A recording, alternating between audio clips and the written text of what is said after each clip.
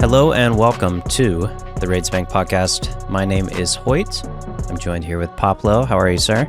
Hello, doing all right. How are you doing, Hoyt? I'm good. We're recording this mid-bingo. It's like almost midnight for me. Oh my Poplo's goodness. had a long weekend. He'll tell you some about what he's been up to, but so if I seem a little delirious or sleep deprived, it's because I am. But yeah. You remember when Heartless did that bingo and then we made him turn around and come straight on the podcast and he was just so exhausted. I imagine that's what you're feeling like right now in the midst of it. It's really just sleep deprived. We've all had it. It's just that feeling. Yeah. But no, we got a banger of an episode. Jagex kind of surprised us with the Wyrmscraig rewards, and there's a lot in there. And then also, I never got a chance to talk about Chicago because we pre-recorded since I would be out of town. So I'll share a little bit about that. Heartless is not on this episode, but rest assured he'll be around. So yeah, that's what we're going to cover today. Poplo, what have you been up to? All right. Well, this week, I would say it's not been like a super big week. I haven't been playing a ton, but I did get my most recent pet. So another one added to the collection. I pulled the brand pet. Hell yeah. Pretty sweet. Just over 2K KC, so just a little bit dry. It's 1 in 1,500 if you're destroying, which I was. So just a little bit, but not too bad. It's a pretty quick one, so I'm really glad to get that one out of the way. What's funny though is on the way to doing that, I was doloing it, and for those of you who watch on YouTube, you've seen a little bit of the videos of it. But I think my alt pulled 2 or 3 pets on the way because I was like trying to get the prayer scrolls on the alt, and so now we're matching. He's got a couple of them, so that's been kind of fun. Are you fire or ice transmog guy? Sure, one of each, man. I could just walk them back, one of each. I got 2 now, so hell yeah. I think I would go ice. I think I like the ice one. Okay. I think that's red's my favorite color, so I'd probably go fire, but it's generic. They're both sweet. They're both good, man. It's hard to pick. Yeah. But otherwise, I've just been kind of thinking of like what's next for the pet grind. I mean, there's not that many left. We're getting down to it right now. There's only 68. So there's 68 total, and I have 58 now. So there's 10 left. Damn. And there's gonna be another one coming single out. digits. I know, it's crazy. There's gonna be another one coming out this week with Blood Moon Rises. So that'll be like first and foremost is I'll be doing Blood Moon Rises. Probably just grinding that. And I was thinking, I was like, man, I'm gonna be grinding that quest on 3 accounts. I gotta do it 3 times. 1 for the main, 1 for an alt, because I'm guessing you'll be able to have at least like some type of heal other alt or something, and then 1 on the group iron to keep the quest cape. So I'll be well versed in the Blood Moon Rises quest here in just a couple days. But yeah, I'm excited. I think it's gonna be a bit too in game for me. Not that I can't do it. It's just like not the right time for me. So I'm probably gonna wait for the quest helper for a tiny bit. Yeah, I like grew up doing like the wiki quick guide like stuff. Yeah. And so I'm like used to just having the wiki next to it and just going and checking things off the list. So I'll do that, but I'm sure by the 3rd time it will be not super fun. But yeah, just kind of been planning out like what pets are next, and I think I've been training up some alts now. Like I still got DKs to go, so I'm gonna do like 1+3 DKs eventually. And I think after Blood Moon Rises, I might send everybody back to Zammy, try to finish off some God Wars. So I think that's kind of what's next on the pet list for me. But just thinking a little bit more long term, I'm going to need a few more accounts for like the corp grind and stuff like that. So that'll probably be like a year from now. That'll be one of the last ones, but gives me time to train up some accounts and do some other stuff too. So yeah, not too much on my end other than that. But yeah, Hoyt, what have you been up to this week? Yeah, so first off, we'll use this time. I'll talk a little bit about Chicago. All right. It was amazing. I think there's a lot they probably learned from the event that we don't need to rub in their face, but it went on way too long. And like, it was supposed to end at 7 and it ended at 9. And we got there at 11:30 or Holy earlier. Smokes. I think you were there for like open 10 hours? The whole day, and you can't leave. And the beers were $20 because it's a stadium price. They were big, tall boys, but they're $20 beers. $20. So you're like, you're bored. You're meeting people, so everyone's like a little anxious because you're just like you're meeting all these content creators that you kind of not idolize, but you don't, that you see them as superhuman. And we'll get into like all the people I got to meet. It was cool, but okay, nice. So I'm like drinking beers all day, but not getting buzzed or drunk at all because it takes so long. Like we're just, where it's just a waste of everyone's. Like I was like, why did I do this to myself? But it was a ton of fun. Not only was it Chicago, but I got to meet a lot of the homies from the clan. Shout out to everyone. And we had Mikey, who's been a friend, but we met through, he listened to the podcast and, he stayed with us in the Airbnb. Is an awesome dude. Nice. And all the other homies who I've been talking to every night in Discord for years. We had an awesome time. It was a great Airbnb. Really no problems. That's nice. So yeah, the event was sweet. They had those awesome lights. Did you watch online? Yeah, I did. So I watched I just watched the semifinals and the finals is all that I tuned in for. Okay. So they had the beautiful setup with like the lights, but in order for the lights to like do their thing, you have to have the fog machines so that they have something to like shine through.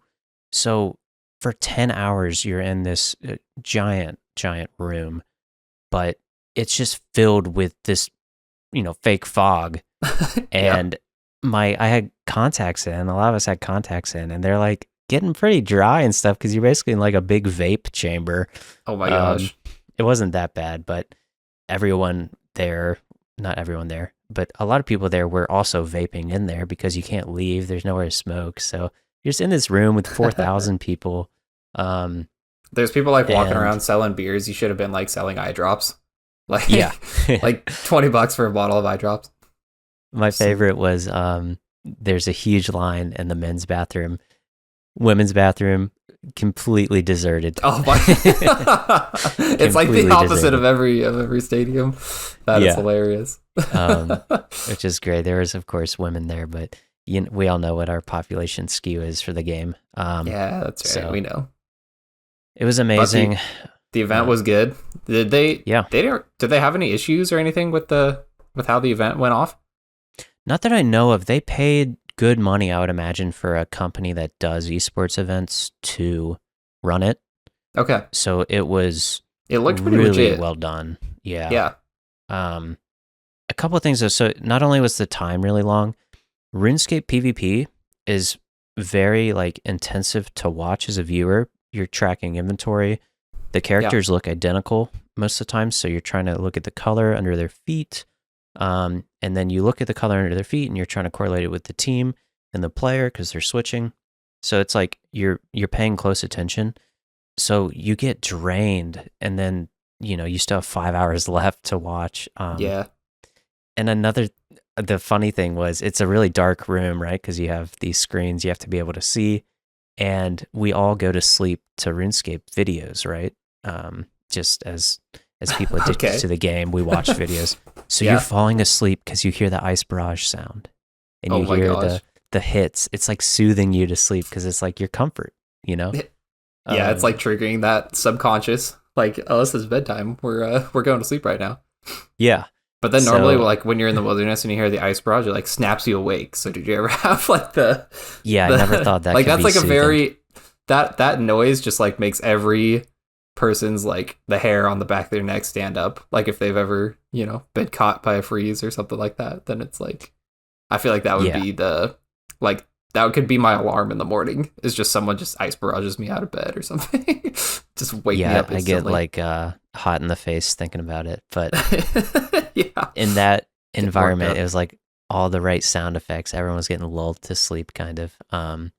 Half of our crew didn't want to stay for like the final match because they were just so tired. And some people pre-gamed before they went, and it was a really long day, but it was really good. And I think they know that they have to cut it down because obviously they said it was going to end around 7 and it was 9. So they knew there was something.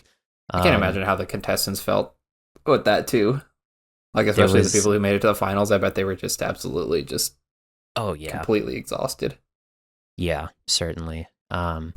So remember Raj from the summit, I believe, or RuneFest? He was Raj Patel? Yes, yeah. Oh yeah, dude, he's a legend. Oh my gosh. They hired him to come do a like a quiz during downtime for like a 30-minute break. He came to the audience and he hosted like a Kahoot where you sign in with your phone and you answer trivia. Yeah. Mm-hmm. And of course, I'm sure he was paid handsomely, so he's like, I'm gonna give these people their money's worth. They love me. So he went way over. But he was the highlight of the entire event because he's just that guy. He's hilarious. He's such a good entertainer. You know how everyone was ragging on Reese, right? No. What happened? So Reese was the blue team. He was the captain. The Reese Rhinos, right? Yeah, I won't go into it too much, but he was public enemy number 1 because he had snapped at his team quite a lot. And people really didn't like that. Whatever, the internet hive mind really got behind it, and me too. He was just whatever. And most people feel, not most people, I don't know. I feel bad for the guy because getting ragged on by the internet's tough. But it was well deserved. He would probably admit. So, anyways, Raj, he has probably no clue like about this, but he picked up on something when he introduced each team. He noticed everyone cheered for Perp like crazy, and then when he said Reese, everyone booed really loud. Whoa. And it's not that he didn't like Reese or anything. He probably couldn't pick him out of the crowd behind. But he was just playing the entertainer, so he'd go, Perp, go, whoa. And then he's like, Reese, oh. And he did that like 20 times. I was like, oh my gosh. I'm glad they weren't streaming this part. But he was doing great crowd work. And then people wouldn't let him, do his show because they kept cheering Shuey. Or some guy handed him a beer, and then they're like, you have to Shuey. Everyone's cheering Shuey. So he's like, guys, these are my only pair of shoes like I flew here with. I'm not, this is all I have. Some dude in the front row takes his shoe off and holds it up. And it's, I'm from far away, but it's this white sneaker, whatever. So it looked pretty clean, but from a distance, Raj did a Shuey out of this stranger's shoe. Oh my gosh. And we were all thinking, there's like a debate then. It's like, would you do a shoey out of your own shoe and then walk around with a soggy beer-filled shoe? Or a stranger's? That's just disgusting. That is gross. Like lose-lose. I mean, most of us, I think I would walk around with a soggy shoe and take the L, but we ended up seeing the guy later on outside of one of the bars who gave him the shoe. And we didn't talk to him, but we were like, a few yards away. And he took the shoe off and like smelled it and showed the guy as if he was saying like, oh, it's not bad. It's like fine. Ew. Like, dude, what is going on? Sweaty shoe plus beer smell. Yeah. But it's got Raj Patel's DNA on it. So, I mean, come on, man. You can't. Yeah. You got to keep that special. Should put it on eBay or something. Yeah. It was awesome though. That's great. So I made a shirt with like, you can buy these iron-on sheets and print on them and then cut them out and iron them on. So I made a RaidzBank shirt and I put Hoyt on it. Let's go. I figured that was a little better than buying one. I also was just out of time. So I got, so you're going to be making who, our merch going forward now. Your iron by on hand. in your sweatshop. Yeah. Yeah, with the X-Acto knife. My fiance actually put it together. She's a saint. It looks awesome. But no, I saw the picture of it. It looked awesome. There's a ton of signatures on there. Yeah, which is super cool. We saw Prison Joe in the line, and in our Discord, like go again. The Top Tuesday, Prison Joe. Yeah, like going into the event. Oh yeah. He was walking through the line, and he was doing like a video, and he didn't have a camera on. He just had sunglasses on, and he came up to us. I was like, "Oh, will you be like the first one to sign my shirt?" And we were talking to him, and he was collecting, like, he was trying to see how much money he could get from the line, like begging. Okay. So I asked him how much he had. He said 17 mil, so I doubled it, gave him 17 mil. And I was like, "Where's your camera?" Wait, like in-game money or like in-game? Of course. Okay. I thought he was just begging for like beer money. Like, let's see. Some people handed him like $1, but yeah, he was trying to make a video for YouTube. I didn't realize it though at the time, but no. Then he pointed to his glasses, and I saw the little Meta, glass. I was like, "Oh, okay." He's like, "Yeah, I have your consent now. You're in the video." I was like, "Okay, perfect." And nice. We got some free advertising. You got the RaidzBank logos in there. Oh, nice. But yeah, he uploaded the video today, so go check out Prison Joe. About the 5.5 minute mark. I'm in there with the boys. Okay.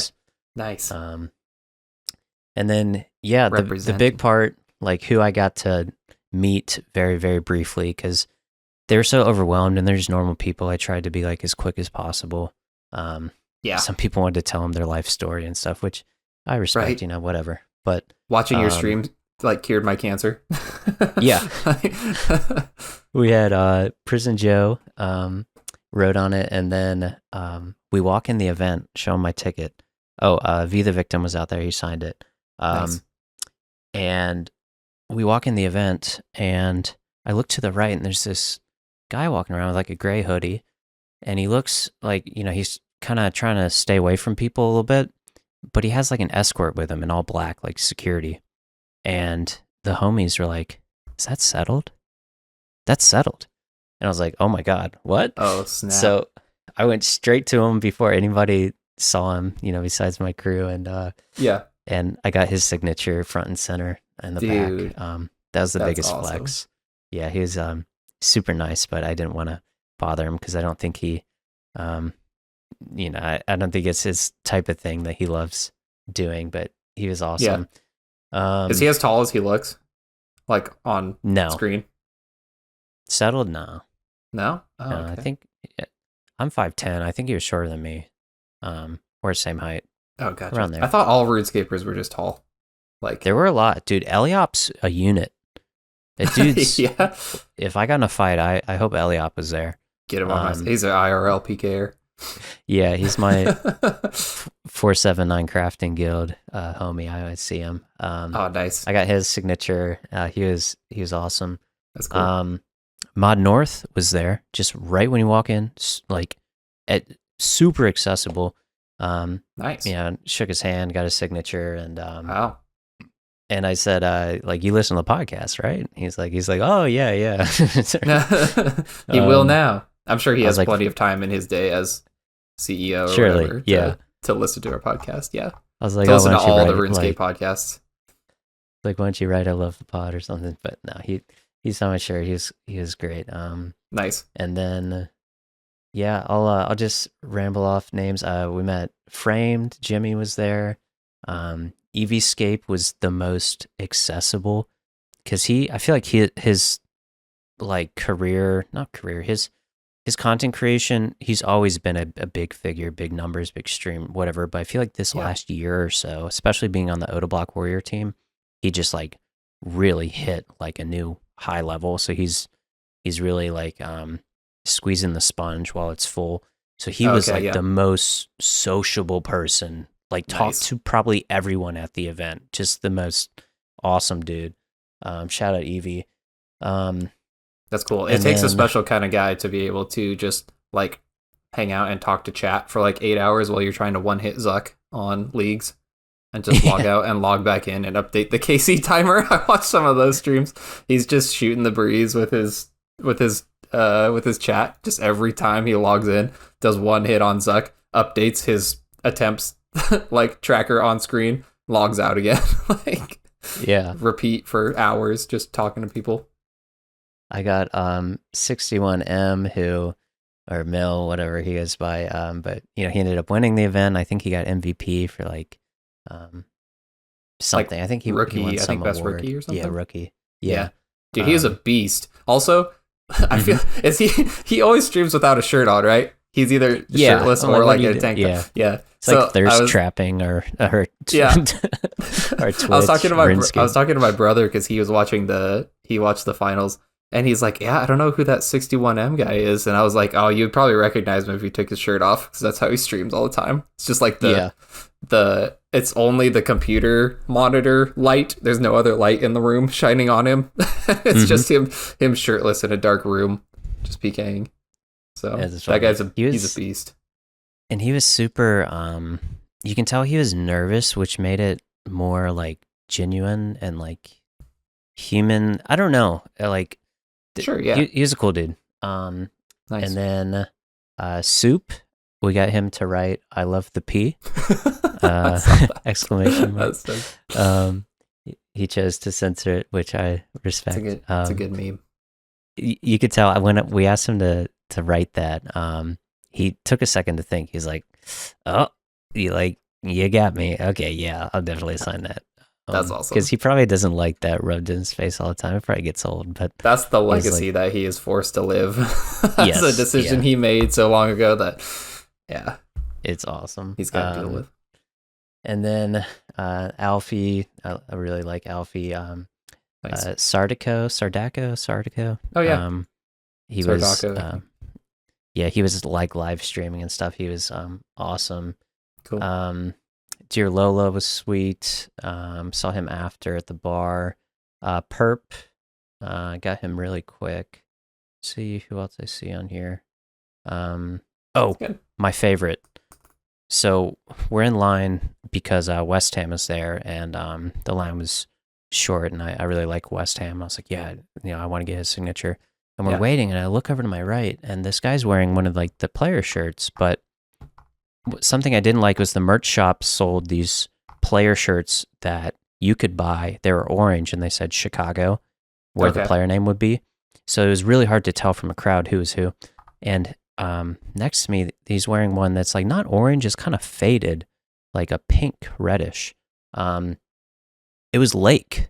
Lake was just standing. And he like turned around a little, and I was like, and I saw the back and it said Lake, and I was like, dude, you're Lake? You're just like, what's going on here, dude? Like, this is awesome. I love you, dude. Yeah. And as soon as he spoke, you just heard, the stream. Like the on-stream. His voice. Yeah. Yeah. And it was awesome. He was the most humble, amazing dude. That's awesome. We talked about some bandos because he kind of taught me some door altar. I watched his streams a lot during that time. And it was just so funny because he was just like, he blended in so much. He's like, yeah, no one really knows what I look like. And I'm like, dude, you're the GOAT. There should be like a long line. Like, waiting to meet you. He used to stream with Facecam. Did you? Yeah. I didn't know. He said something of that sort. Yeah, I think that about covered everyone I got to meet. That's awesome, man. So. That's pretty cool. That was a lot. Would you? It was good. Here, I guess wrap up. Would you go to another live event, or would you recommend it to someone who's never been? Absolutely. Yeah, it was. It wasn't cheap, but it was the tickets. We got quote unquote good seats. Like $220, and you could get the nosebleeds were $100. Probably just get the nosebleeds next time. Okay. Because there's nothing to see on the stage. Like they're sitting at a desk. So you're just watching the screen anyways. But absolutely, it was excellent. The company they hired was they did an amazing job. It was just, I think it really falls on Solo Mission and how he set it up, and he did an amazing job. But I think if he does this again, he knows there has to be like less fights. It's got to be faster because Yeah. The last thing I'll say is while I'm watching it, I'm just thinking, man, I kind of wish I was like multitasking at home, like folding laundry while watching this, like every other stream, you know? Yeah. Because you're just stuck like sitting there watching. And there's a lot of downtime, but it was excellent. 10 I'm sure there was a lot of mobile players in that in the audience. Yeah. There's probably some, but it's like a movie theater, so you probably didn't really have your phone out. Gotcha. Yeah. But moving on, I will say awesome. We've been doing bingo, like I said. Right now is Sunday night, and it started Friday after work. I've had 4 or 5 hours of sleep each night, going really hard. Yeah. And there is a lot of drama, and it is all directed at me because I did the entire bingo. I got a tiny bit of review or whatever feedback beforehand, but it really all fell on me. And dude, this bingo was a flop, and it's really sad. Oh no! Yeah, you know what they say: no good deed goes unpunished. Yeah, I really screwed it up, man. But nonetheless, a weekend, like it's like the golf saying where it's like but like a weekend with bingo, a bad bingo weekend's better than a weekend without bingo, you know. That's like, true. There's still 100 people like dude, having a blast. They're just ragging on me because come on, I it can't be that bad. Like if it's that bad, then like it's people bad. won't play. But our chess room is going to talk all about it because I know a lot of people aren't in the clan. It was 100 people. We got a lot more listeners than that, so I don't want to bore everyone. That'll be the chess room. I'll get a little therapy session with you. I've already rambled enough, so that was a lot. But we had to talk Chicago real quick, so I'm all caught up. I got 99 sailing. I think I said that. I've just been slowly maxing and doing Hoyt stuff, a couple of random clogs or something, but that's it. Good. That sounds awesome. Well, we're going to get into the blog, but real quick, before we do that for this week, we do have a Patreon, so feel free to head over there if you would like to support the show for as little as $3 a month, or if Patreon is not your thing, then consider listening to a word from our sponsors. We'll be right back. All right, so we are going to talk about this new Wyrmscraig blog that came out this week. And we had kind of talked about it before. There's the proposal way back when. This was the new island designed by community member Gnome under his pseudonym Rose N. McGeet. McGeet, yes.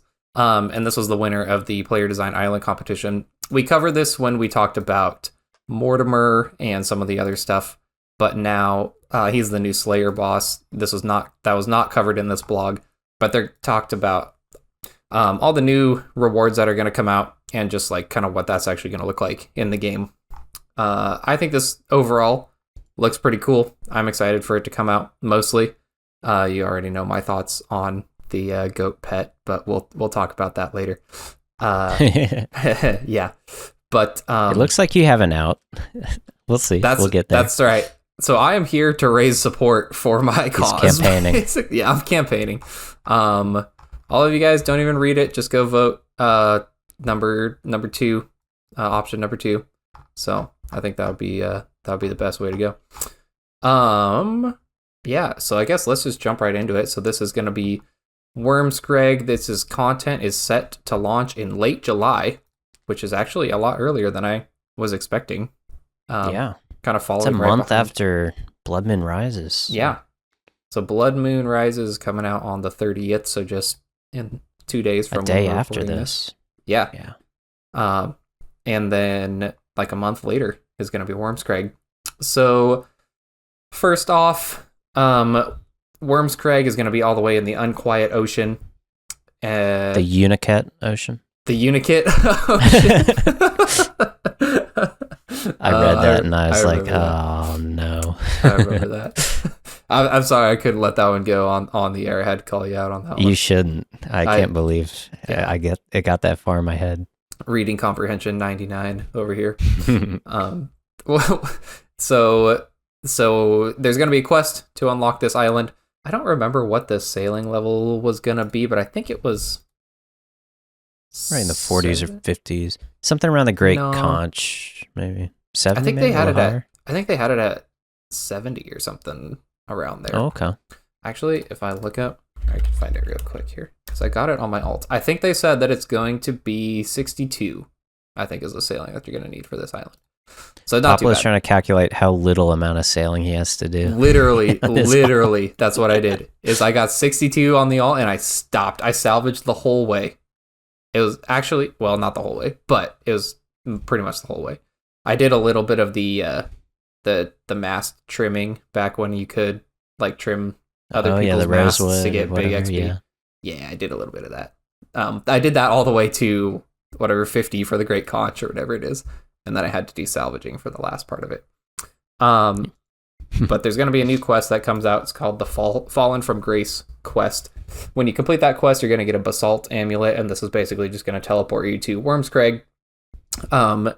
You can charge it with a law rune, 5 body runes, and 5 earth runes, and that will give you 5 charges, up to a maximum of 1,000 charges. And then there will be upgrades to this amulet that will be both dropped by the boss fight, I think is right. Yep. I think both of these, so there's going to be a teleport. It's kind of similar to like, I guess, Fasani's Nightmare drops the sleepy tablet. So you'll probably get another drop from the Mad Angel that'll let you teleport to the cathedral where you fight the Mad Angel, and also to the Sunstone Mine, which we'll talk about a little bit later. Which is great. I think that there needs to be teleports all over the place. So, do they both come from the boss? Is that right?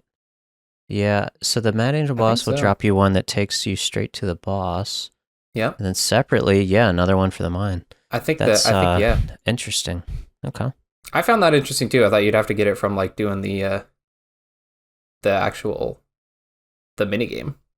But yeah, I like being encouraged to like go to the boss and get it before you start the training method, but I think it's weird that there's 2 at all. Just put them together if you're gonna, it's just, I don't know, it's kind of weird. Yeah, or they could make it like an unlock, kind of like they do on like Varlamore, where you have to touch the different like totems. Maybe you have to charge it with a certain number of sunstone or something like that. But I can't believe there's going to be 3 teleports on one island. So this is going to be, it's a big island. There's 3 teleports. It's wild. Could be a pretty big island, so, I guess. Yeah. So that's all good. I love the teleports. We're going to jump into the Mad Angel boss fight. So this is a mid-level boss that they're coming out. This is going to be the boss from the quest, but it's going to be repeatable afterwards. It's aimed at mid-level, so kind of like after you finished your fire cape. And they said that the rewards would reflect that as well, so there's not really going to be anything like super crazy coming from this boss. But it should be fun. They are also not introducing a new mechanic, but something that they don't normally do is that they said that there will be several like damage windows that reward highly consistent hits. So I'm trying to think of other bosses that kind of have this. Maybe like I haven't done much Doom, but doesn't Doom have the car phase thing? That's what I was thinking. Yeah, where your accuracy is like 100% on car phase. But they might have some things, maybe like on Soul, when you get like a perfect parry, then you get like a max hit on Soul Heredit. So that's kind of cool. That'll feel really good. If you do the mechanic correctly, then you're going to be able to do like a lot of bonus damage. TDs, turn into demons. Yeah, they have the punish mechanic on there, which will be great. That means that it's going to be actually pretty good, like combat XP too, like pretty good melee XP. So and just that'll be fun. Very nice. Yeah, and fun. Hopefully it just feels good, like you do the one thing and then you just hit a max hit or something. Like that always just feels really good. Something I thought was interesting. They said this will be like post fire cape. So I'm thinking like Sarachnis-ish. But maybe. I hope it's a little bit more in depth than Sarachnis. Yeah, but I guess that is. I don't know. That's kind of what it sounds like a little bit, like around that level probably. It just got me thinking that when they said that, because I wasn't really sure. Mid-game's very vague, as you know, with our podcast. We have very differing opinions. Yeah. But sometime after the fire cape. it's aimed at players who have achieved a fire cape, and those who are actively progressing through the PVM mid game. So it's like anywhere after fire cape, but in the mid game. So, okay, so it's a little less direct than I thought. I got it. Yeah, so it's after fire cape, but before quest cape, according to Hoyt. I was like, yeah, that sounds right. Yeah. Yeah, exactly. They said it in the blog, actually. They quoted you. Yeah. So the main drop from this boss is going to be a new weapon called the Hollow Fell. And this is a sword that requires 75 attack to wield. It's two-handed. And we talked about it before, the proposal, where it has like the different type of attack speeds and stuff. And they're not actually doing that. Instead, they came up with a new kind of passive effect, I guess. And it's kind of like a cleave attack, or like a crescent attack. So what it does is when you strike a target, the Hollow Fell cleaves through nearby enemies, damaging up to 2 additional enemies in the 3 tiles in front of you, and the 2 tiles adjacent, so next to you, for up to your maximum hit. So there's a mock-up on the post if you are a visual learner, but basically anything directly in front of you or to the side of you or anywhere in kind of that half square almost is going to be able to get hit by this sword. So it's going to be hitting up to 3 different NPCs for up to half damage on the other ones.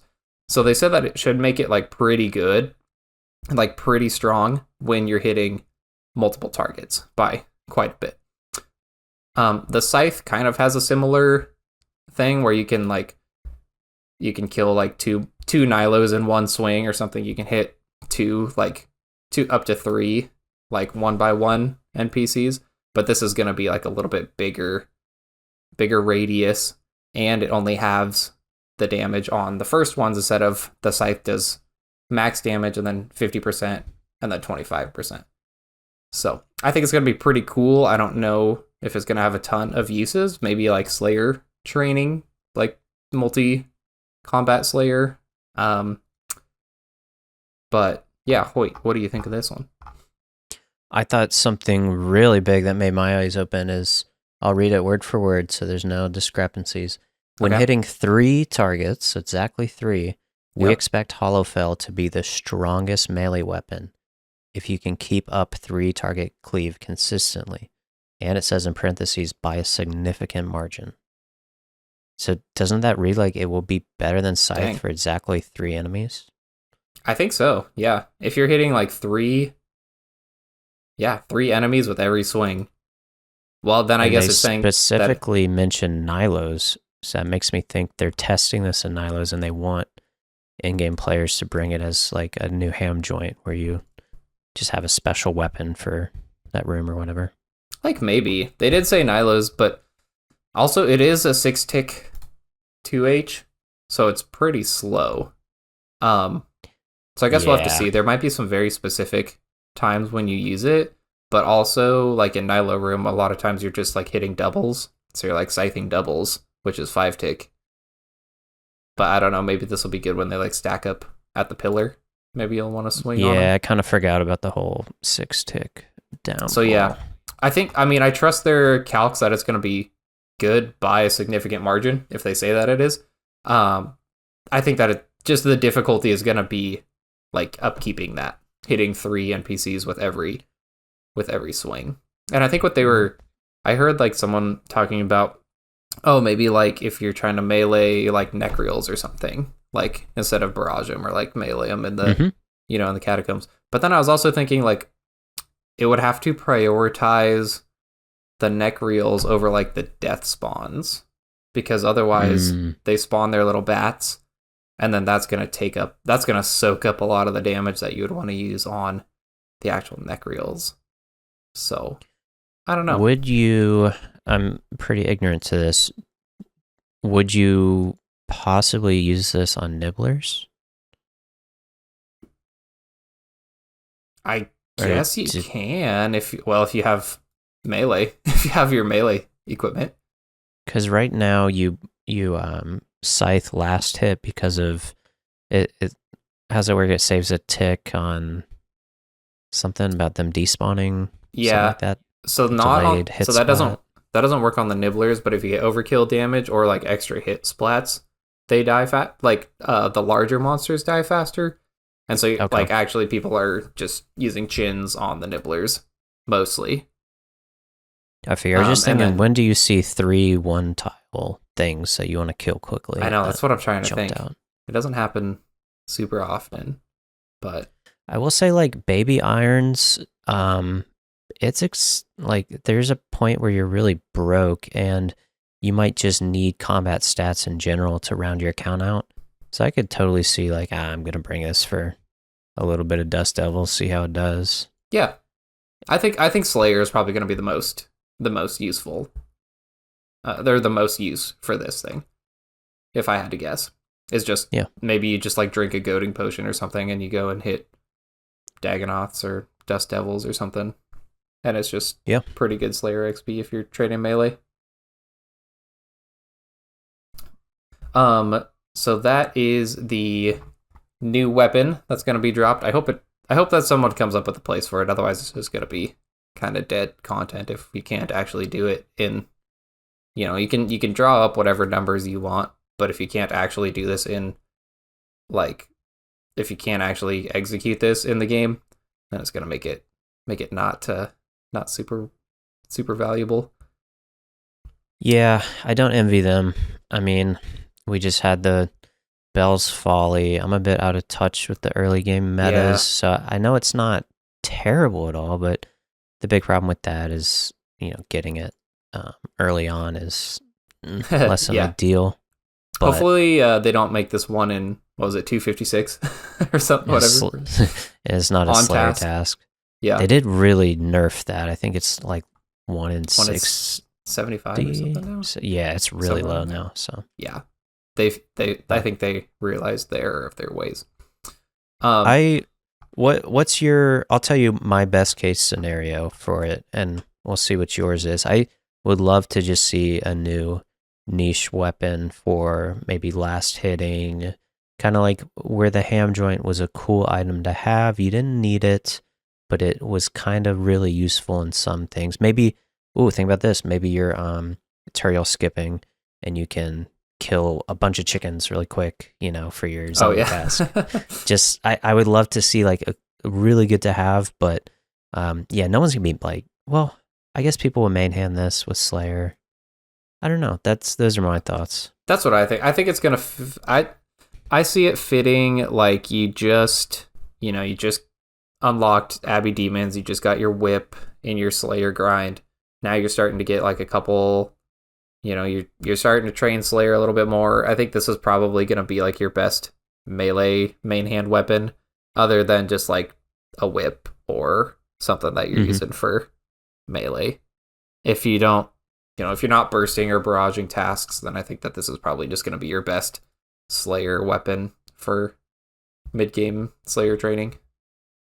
Yeah, the 6 ticks worries me. I feel like it might be dead on arrival with that. It's really hard to balance on such a slow weapon, but this is a conversation for another day, but I think that I just think we're so saturated with gear and equipment right now that there's just no design I don't space. envy them.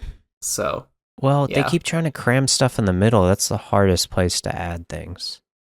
And I think that it was necessary, like, to a point, but I think we're done. Like, I think everyone's pretty much good. It's like, okay, yeah, we added this sword that's gonna be used during this specific window of your account until you get to unlock another section, and you're only gonna use it at this place. Like, I feel like we're getting too niche here. Yeah. And maybe I'm overlooking something. Maybe this will have another use, but also I realize it's mid-game, so I probably won't be interacting with it all that much. It's not really for you. But it just, like, I think we're a little bit niche-scaped out right now is where I'm at. Good thing about this is it has the cool factor. It does have the cool factor. It looks pretty sick. And that's a lot better than a lot of other weapons that just kind of are dead on arrival or middling. I think this might have really good use at a boss that spawns a bunch of ads. Like, I don't know, I won't throw out examples, but something like that where you just, whatever. So, maybe it has a crush and maybe you'll use it at Fasanis to kill husks or something. Yeah. That would actually be pretty interesting. Because then I think you could like hit that. Fasani and the husks. Like fun weapons. I love. That'd be cool. Yeah. Okay, also the Mad Angel will be dropping Granite Dust just a little bit. I don't know how I feel about this. I mean, it's fine. Like, they said it works thematically. But I forgot this shit exists all the time. Right? I have like a load of it stacked up on like the main from when I did my Grotesque Guardians pet hunt. But what camp are you in, Hoyt? Do you think Granite Dust needs to be tradable, or just keep it how it is?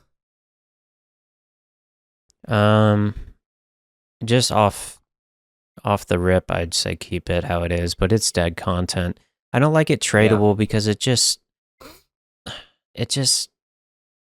the cannon feels a little dirty to me. Like, we all know it wouldn't pass any poll right now. So making it even more busted, I'm not a big fan. I like the idea of going for the pet, having a bunch, and then using it for good tasks. Yeah. I like that loop. I don't like another GP-scape thing you have to buy and upkeep, but I wouldn't be opposed to some economy being created. I also don't play with a GE, so I probably shouldn't even speak on this, but I don't like the idea of everyone just having a more busted cannon all the time if they spend 20k for a little bit of dust for an hour. Yeah. All right, the boss will also have a new jar and a new pet. So that is pretty cool. I'm not anti-pet. I'm okay with this coming in with a pet. I'm just going to say that right now. Yeah, because it's combat, baby. That's right. Any combat. And it should be a fun fight. Bring it in. How about that jar, though? It looks beautiful. They need to give Mod Jerv a raise. Yeah, it does. Even if they're already paying him well, they got to keep paying this guy. He's so good. Yeah. So good. It looks sick. Everything he touches is gold. Yeah. All right. Anything else on the new boss before we get into the new crafting method? No, sir. All right. So they also are releasing a new activity, Sunstone Golem Crafting. And this is a crafting method that will be complete with glass blowing. A glass blowing pipe will be the reward. But what they say about it is, it's going to compete with glass blowing, excuse me. But basically what they want to do is they said, you got to remember that glass blowing, you have to go like collect your seaweed, you got to get your buckets of sand, you got to actually process this, process it all into molten glass. And what we want you to be able to do is be able to go and do this golem crafting method with the furs that you get from like the hunting rumors, and have a competitive kind of alternative to glass blowing, which I think is going to be great. So it's one of us. Oh boy, foreshadowing. Okay, so basically they kind of talked about golem crafting, where you're going to have to mine sandstone or sunstone. I don't know exactly how it's all going to work, but it's kind of going to have like a gameplay loop. That's what they're thinking. And it's going to be comparable to glass blowing, and it'll actually reward you with an ornate glass blowing pipe, which is an equipable glass blowing pipe, I guess. Which I think is fine, but kind of weird. A little bit lackluster of a reward, but maybe thinks that it doesn't need another reward. This is, I'll let you finish. Sorry. Yeah, and so the glass blowing pipe, everyone's probably wondering, like, how does it work if you're equipping it and it doesn't actually go in your inventory? Well, it's gonna have a left click option to blow glass. Yeah, all glass make it a will. little bit smoother. So they're buffing everyone. Yeah, they are. So glass blowing gets a buff from this too. So that's a W, because it is stupid to have to use an item on a thing. I don't know. It's just one less thing. So you'll be able to left click. But I hope that it has like a mini menu, like on some of the capes, that there's like a drop down menu. I hope it has a mini menu so you could just like menu entry swapper it to like whatever you want to blow. Like I hope it's just not just like blow. Be awful. Like if it's just blow glass and then you have to like select what you want to do. But what if they like the made space bar is, I hate that. Yeah, exactly. And everything. But what they should make each thing that you can blow glass just like a mini menu, so you could just menu entry swapper it to like lantern lenses or whatever. Just one click. Or just two options, like blow glass and then blow previous. Oh, yeah, that's a good idea. Don't clip that. But. Yeah. All right, Hoyt, what are your gripes with this? Well, we got two things. We'll talk about the reward first because that's easy. Okay. I think this is bizarre. All it does is save one inventory spot. Unless I'm missing something, I've read it a million times. It's like it saves one. That's a 4% increase, and that's not even how increases work. Because like I don't know if that means you can do 4% more per hour. I don't think so, but it's just like weird. So the reason they did this was everyone wanted a chisel, right? They're like, look at the chisel. Why can't I just equip it? And I really understand Jagex. They said, guys, the chisel interacts with like hundreds of items in the game. We don't think it's feasible to like do that without it being, they didn't say this, but like without it being just a buggy mess because we have to change how every item.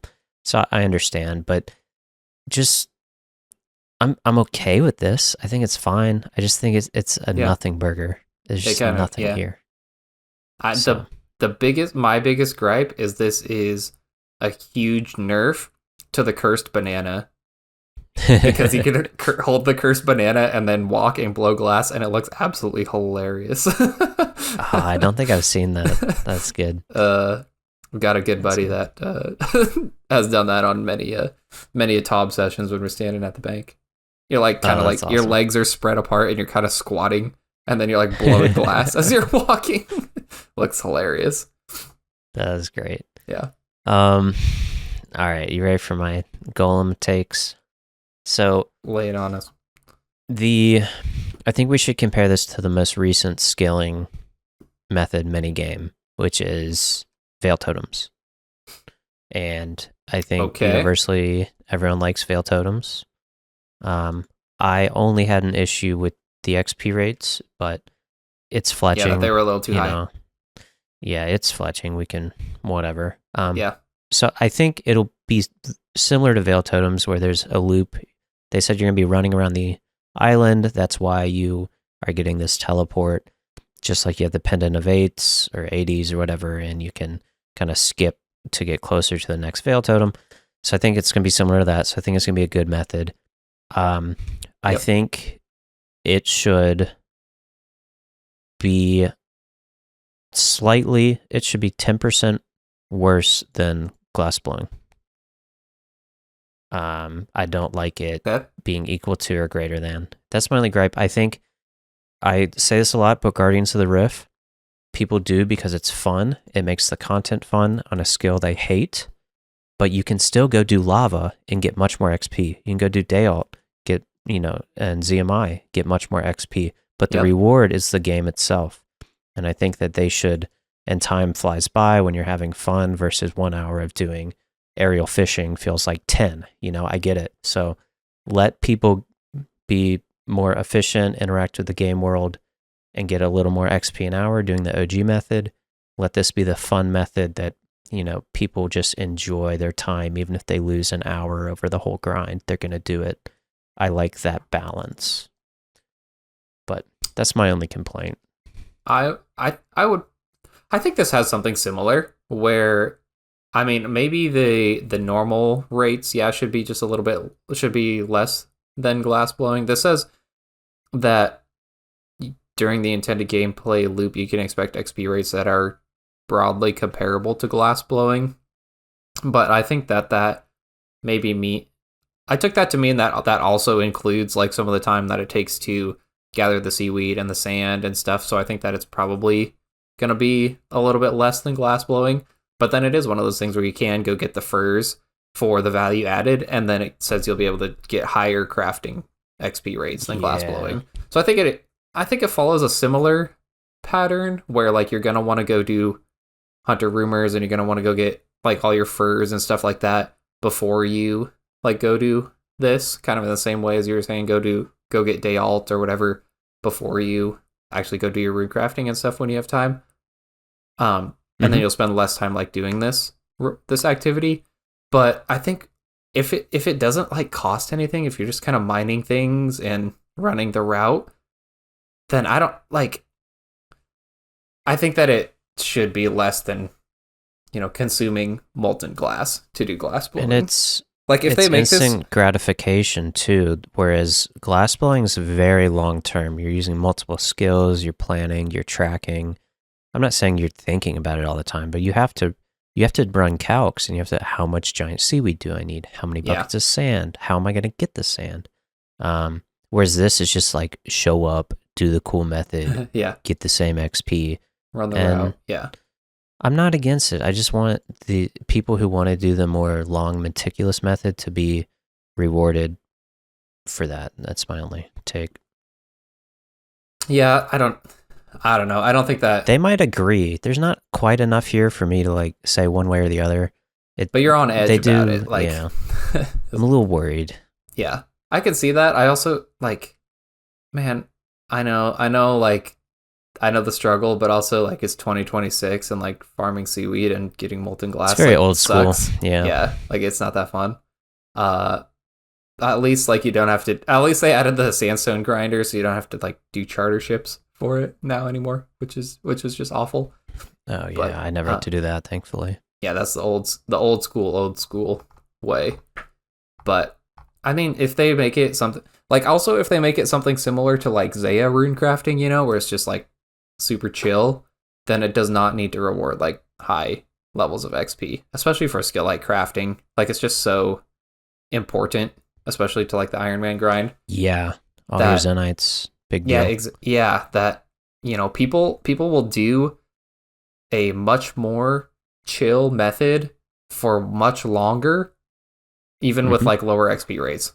Like if this was a super chill XP, like super chill activity with like 40 to 50k XP an hour, like, but it costs no inputs, like people would totally do that. Yeah, look like, at stars. Yeah. Yep. I think it's going to be a little bit more involved than stars, obviously. I don't know how it can get less involved, but I don't think it needs to be overtuned.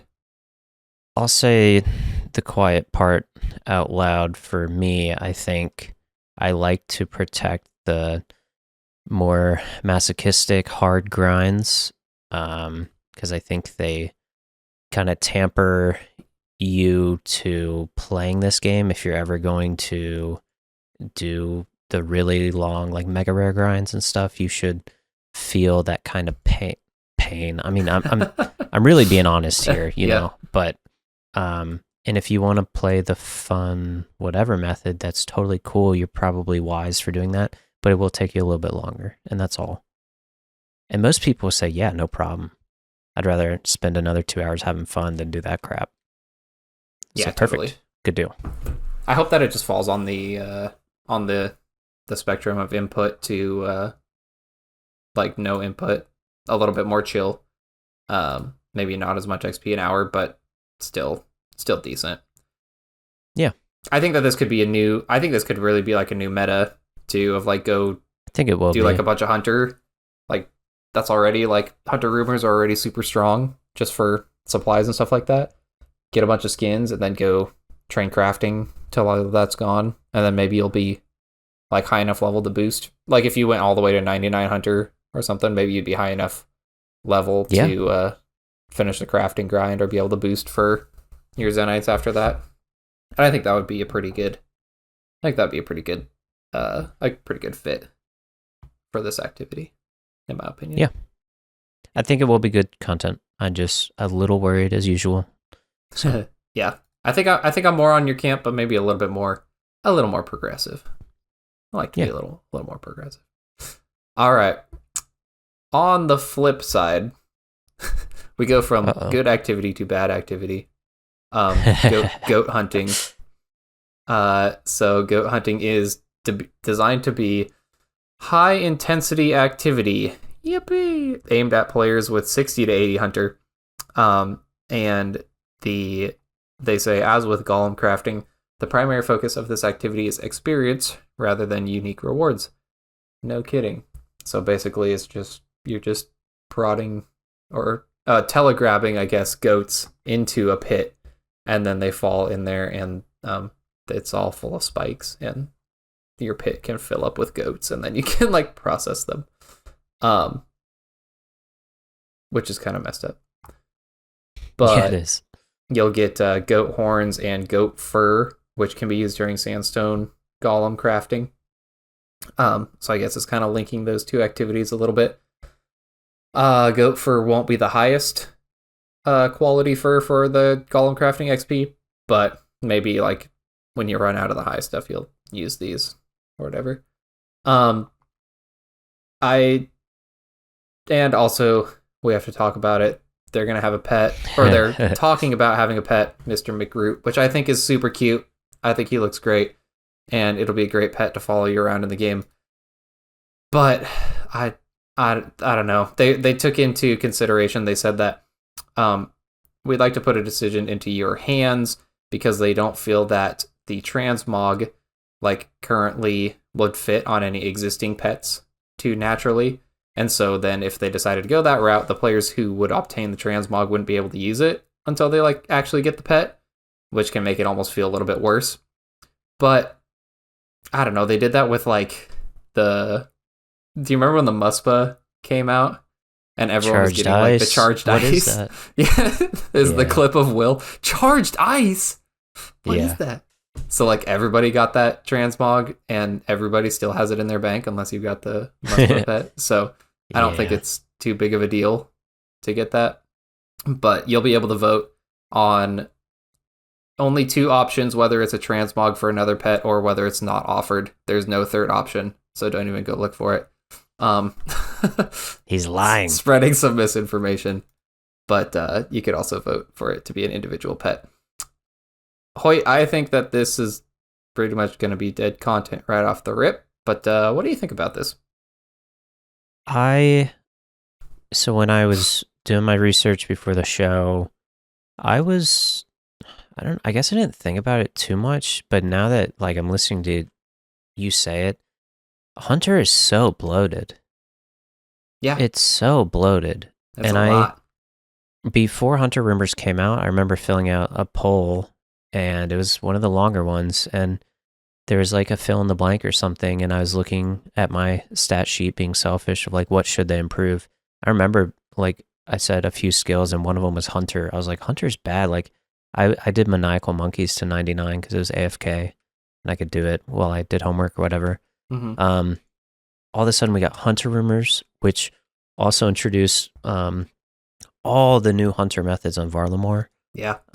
Which was like, I don't know, 10 different new Hunter creatures, and that's being conservative. It's probably a lot more than that, like 20, I don't know.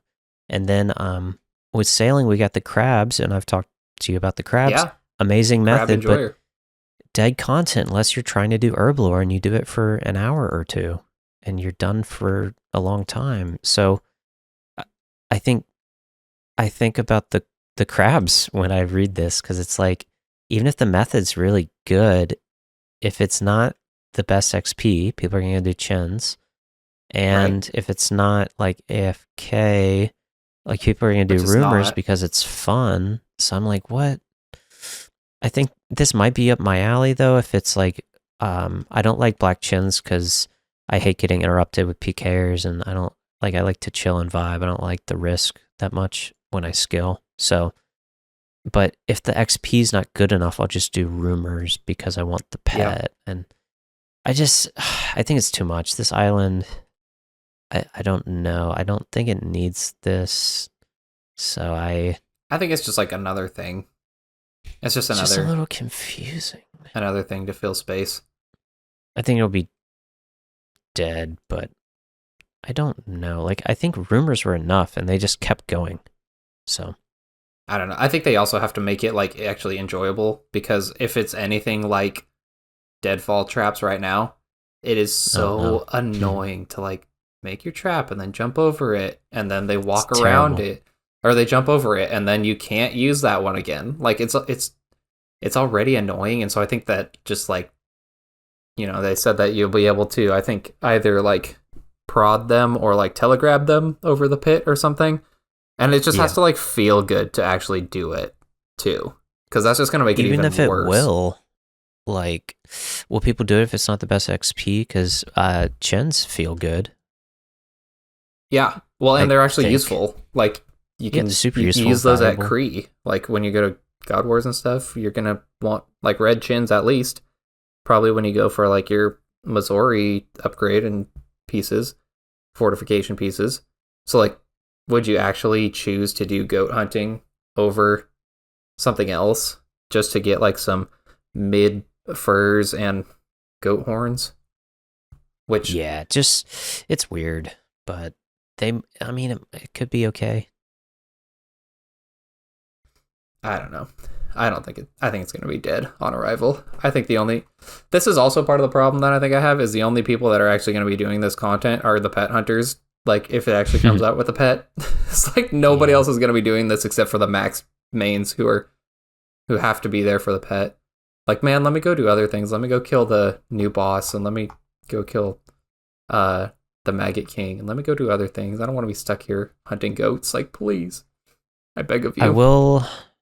I'll say we're like, for different reasons we agree, but I want more skilling pets that you would probably hate. I would like more of them in the game. I just don't think this is the one, and this isn't the skill to do it in. And Hunter already has like 10 freaking pets. Like, yeah, it's just, it's not, the skill's bloated right now. We need to chill. Let it simmer. Like not everything, like why does this have a pet but the like Sunstone Golems don't? Like not every activity needs a pet. Like it's fine.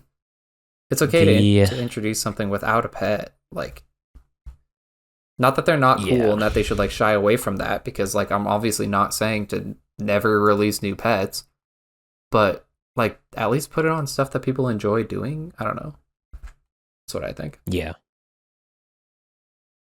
So, yeah. Sorry, my internet's being annoying. You can probably tell, maybe, but with the transmog, okay. They're like, oh well, we don't have an animal that would make sense, basically, which is true. But I immediately just thought of forestry. You turn a beaver into a pheasant, into a fox. Yeah. What's the other one? Into a goat. Yeah. Fox. I think. What am I forgetting? What's the damn forestry? I hate forestry. Why did I start this? Now we go. Forestry. I greenlogged it, for the record. No, it is just fox whistle, golden pheasant, and then you can buy the funky shaped log to recolor the beaver. Yeah. But they've already done that. But I will say, to their defense, forestry has you engaging in the skill, which you can get a beaver while doing forestry. You can't get a chin pet by doing the goat. And I think Irby pet would be really weird. The Quetzal wouldn't make sense at all because it's flying. And then chin pet would be the best option, but I think it's a bad option because that's the one I would pick. But I don't see the vision. And I agree with them. Imagine doing this method that already isn't amazing, and then you get a really rare transmog. You have to go get the chin pet. It's like a very difficult pet to get, from what I understand. The chin pet, yeah, it's like it's like 100 hours at Black Chins doing it efficiently. Holy crap! So it's 1 in 80,000 for a chin pet, which is a lot. You get a lot of XP doing that, by the way. Oh yeah, a whole lot. But yeah, that's. I think we agree. I think the goats.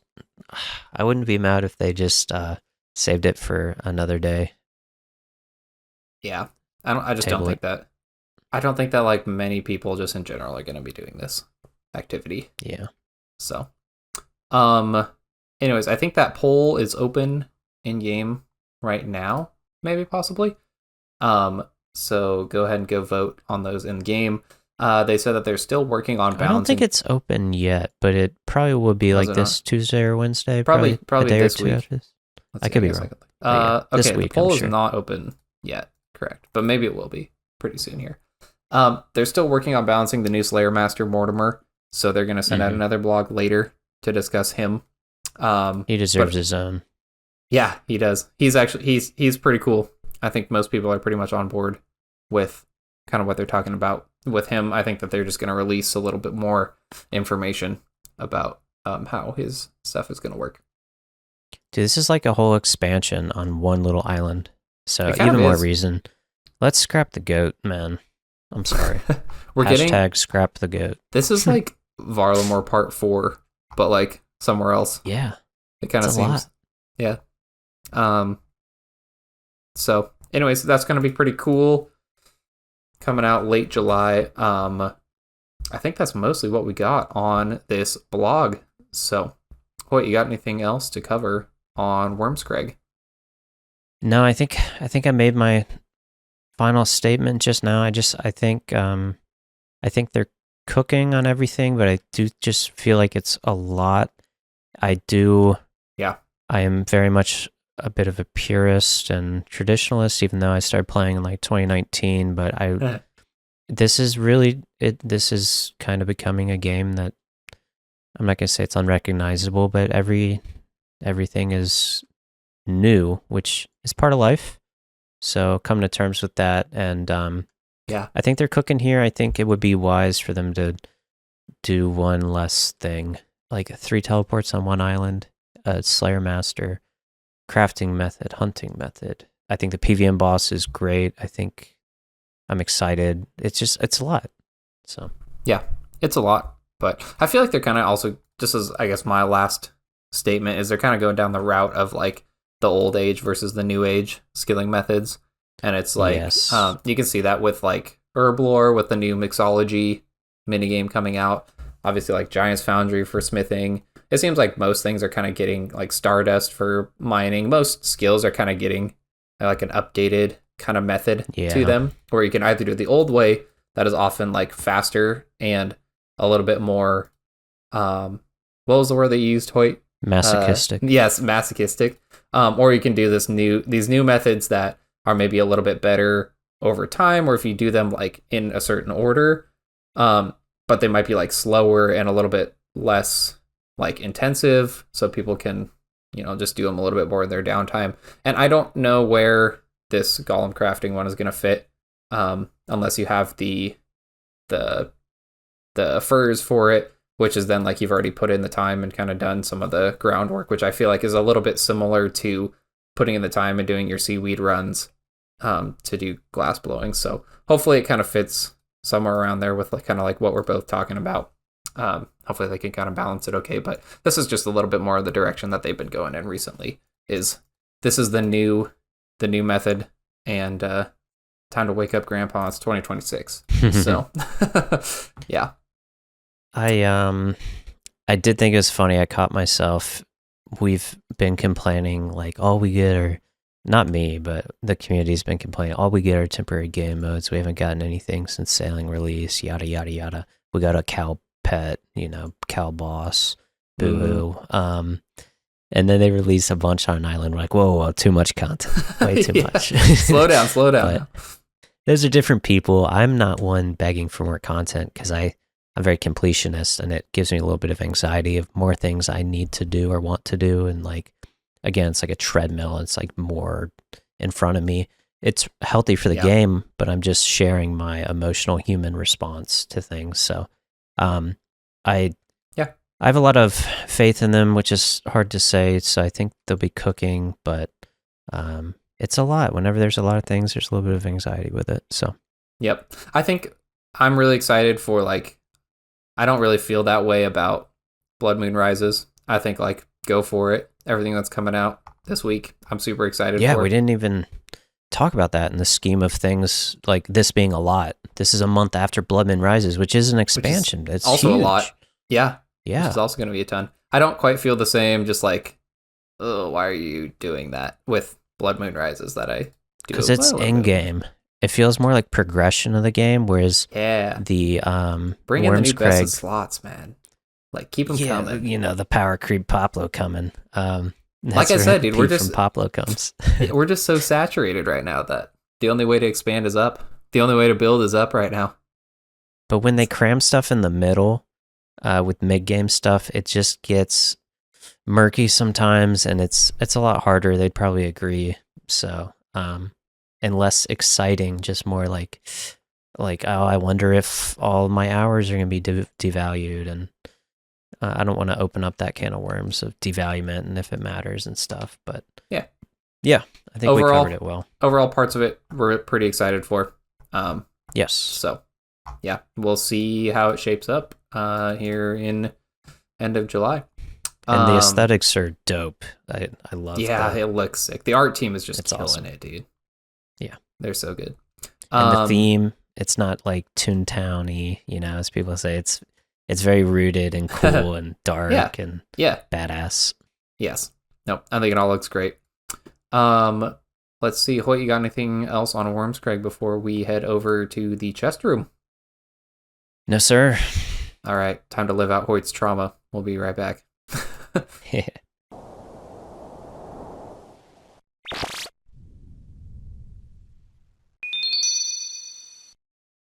All right, welcome to the chest room drama edition. Oh boy. So I got my legs crossed. I got my cat on my lap. I got my water. I'm ready for the tea.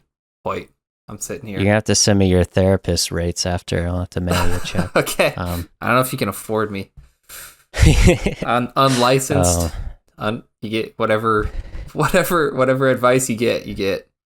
So I love it. Yeah. I do like that you don't know about anything going on, so I'm just filling in a friend.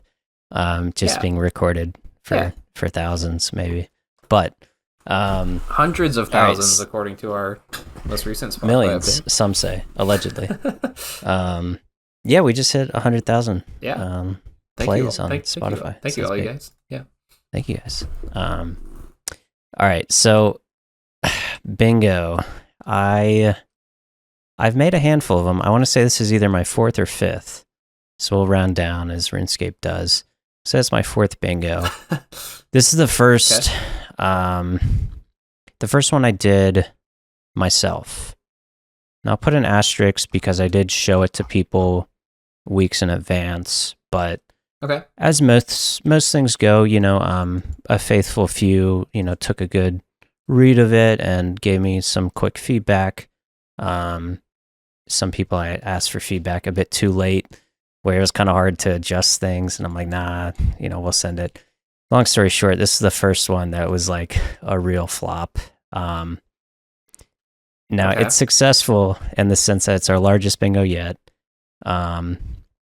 It required no real work from anyone but me and the captains who stepped up. Thank you guys. Sorry, a lot of this is their first time captaining, and this kind of a crapshoot. But it's way too hard, way too overtuned, and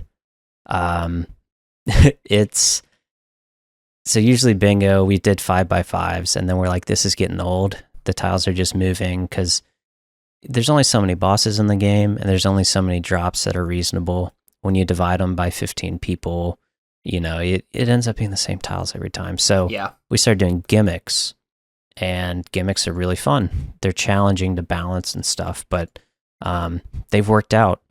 And this time, I don't know if my calcs are just way off, or I think as a clan, there's also an RNG element. It's possible for the whole 100 people for us on average to be pretty unlucky compared to previous bingos where we might have all been very lucky if you just look at an overall spread. There's a lot of copium happening here, but this bingo was, and there's still like 24 hours left, so I won't share too much about my board. We try to keep everything very private, but it's kind of like a tile race where you do things in order, but there's 3x3 boards. So there's three 3x3s. 9 tiles each. You have to complete the whole board, and then you unlock the next one. The problem is that each one of these 3x3s has a kind of a pinnacle, and everyone kind of ends up stuck at the pinnacle before they can move on. So like a choke point, a bottleneck. Okay. And like one drop the first night, a little bit too rare, you mean? A little bit more rare. Yes, than the exactly. Other games? Okay. Yeah. Okay. And that was kind of strategic because there's a lot of bonding going on when you're all doing the same thing. Unfortunately, the negative is you're really forcing people to do things they really don't want to do sometimes. And there's a way to do that correctly, and there's a way to do it incorrectly. And I probably did it quite incorrectly this time. Okay. So the first night, everyone was stuck completing a Barrow set. And I think it's around 315 to 380 KC to complete a set. But if you get unlucky 2 times, you're doing 600 plus barrows as a group. Oh, wait, so there's a whole barrow. This is on the first, 3x3. It's like there's a barrow set. Yes. That was the choke point on the first one. That was the checkpoint. Okay. But it was, people were mad, but it was still early, and people were like, they were pissed, but it was also like, it was really fun and unique because it was almost like we had a clan event to do barrows. So on one world, all the teams were on one world. And in the chest room, there's 16 clanmates, in max gear killing barrows. It was really cool. Yeah. But it wore off quickly. And yeah, barrows is a classic one, they would say. Yeah. Barrows set. And I'll say it's on every bingo board, but there's a difference because it's usually on the final board. And there's usually 3 people who really want to do barrows for their account. Yeah. And they'll just do 200 of them and take care of it. Yeah. And then the Chads step in at the end yo, we need 2 more pieces. I'm going to help you out. I'm tired of, I've done 60 tobs today. I'm going to come step in. Right, yeah. I'm going to go do some barrows to cool off. But this bingo, all the tobbers had to go do barrows early, and they weren't happy. So then... well, hold on. Start over. This is like a tile race, but there's a theme to it. So what's your... Yeah. Good call. Yeah. Good call.